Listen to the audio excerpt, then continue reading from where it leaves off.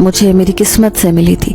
اگر آج جو میرے ماں باپ حیات ہوتے تو پھر میں ان کے ساتھ ایک خوشگوار زندگی گزار رہی ہوتی، ایسی زندگی جس کے خواب ہر لڑکی دیکھتی ہے۔ میرا نام زارا ہے، میں ایک یتیم اور مسکین لڑکی تھی۔ میرے ماں باپ حیات نہیں تھے، وہ خاندانی دشمنی کی بھینٹ چڑھ گئے تھے کیونکہ ان دونوں نے پسند کی شادی کی تھی۔ میری ماں ایک پٹھان لڑکی تھی جبکہ باپ کسی دوسری ذات سے تعلق رکھتا تھا، لیکن ایک ہی گلی محلے میں رہنے کی وجہ سے وہ دونوں ایک دوسرے کو پسند کرنے لگے۔ جب گھر والے رشتے کے لیے راضی نہ ہوئے تو اماں ابا کے ساتھ بھاگ گئیں اور پھر انہوں نے شادی کر لی۔ ابا کے خاندان نے بھی اماں کو دل سے قبول نہ کیا۔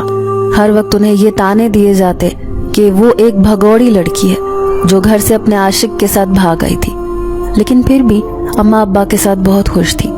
پھر شادی کو 1 سال ہی گزرا تھا جب انہوں نے مجھے جنم دیا۔ میرا نام انہوں نے زارا رکھا۔ ابا نوکری کی وجہ سے دوسرے شہر میں رہتے تھے جبکہ دادی کا خاندان دوسرے شہر میں تھا، لیکن کوئی بھی نہیں جانتا تھا کہ موت ان دونوں کو اس شہر میں بلا رہی ہے۔ جب ایک دن کھلے دروازے سے کوئی اندر چلا آیا، وہ اماں کا بھائی تھا جس نے اماں کے گھر سے بھاگنے کا بدلہ انہیں موت کی صورت میں دیا تھا۔ فائرنگ کر کے دونوں کو قتل کیا اور گھر سے فرار ہو گیا۔ میں اس وقت کورٹ میں پڑی تھی، شاید انہیں خبر نہیں تھی کہ ان کی ایک بیٹی اس دنیا میں آ چکی ہے، ورنہ وہ شاید مجھے بھی مار ڈالتے۔ کسی طرح سے دادی کو پتہ چل گیا کہ ان کا جوان بیٹا مر گیا ہے۔ وہ روتی پیٹتی آئیں اور مجھے اپنے ساتھ لے گئیں۔ پھر اماں اور ابا کو دفنا دیا گیا۔ خاندانی عزت کی وجہ سے ان پر کوئی مقدمہ نہ ہوا اور یہ بات دبا دی گئی۔ اب مجھے دادی ہی پال رہی تھی۔ ویسے بھی ابا کے سارے بھائی الگ الگ ہو گئے تھے، سب شادی شدہ تھے۔ پھر 18 سال تک دادی نے ہی مجھے پال پوس کر جوان کیا، لیکن پھر اچانک ان کا انتقال ہو گیا۔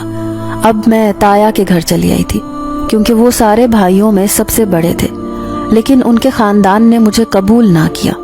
بچہ بچہ یہ بات جانتا تھا کہ میری ماں ایک بھاگی ہوئی عورت تھی اور کیسے اس کا عبرت ناک انجام ہوا تھا۔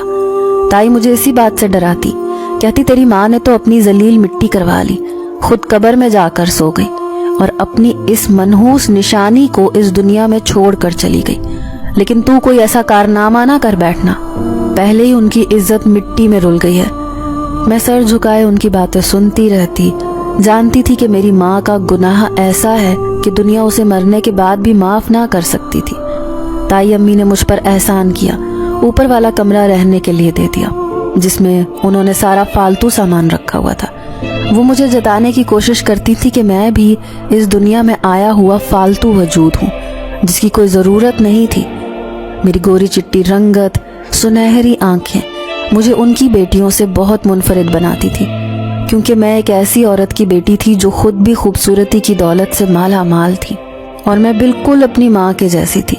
اسی بات سے ان کی بیٹیاں مجھ سے حسد کرتی تھیں، وہ سارا کام مجھ سے کرواتی۔ اب رمضان کا مہینہ چل رہا تھا، ایسے میں پابندی سے روزے بھی رکھتی تھی، لیکن کسی کو بھی میرا احساس نہیں تھا۔ میں صبح سویرے 3 بجے اٹھ جاتی، پھر ان سب کی سحری بناتی۔ تائی اماں کی 3 بیٹیاں اور 2 بیٹے تھے۔